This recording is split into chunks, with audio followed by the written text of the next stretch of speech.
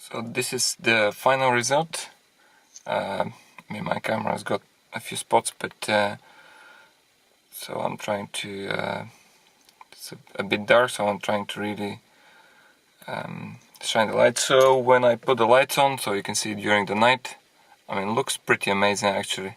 The orange is orange, the red are red, so the arrows, everything's pretty amazing actually. So this is really the end result, and I'll now swap with the green bits at the back. So this is the underlay with white lines, and I'll put now with the green to see what, I don't know really what the result is. And here is how the green one looks. I mean, looks fairly well. It looks the same. When I switch the lights on, I mean, the green is not really that green. Doesn't shine that much. Probably should have put less green. But well, I'm using the white, so it's okay.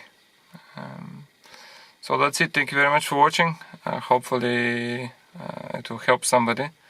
And subscribe and let me know if you have any questions. I'm more than glad to answer them. Thank you.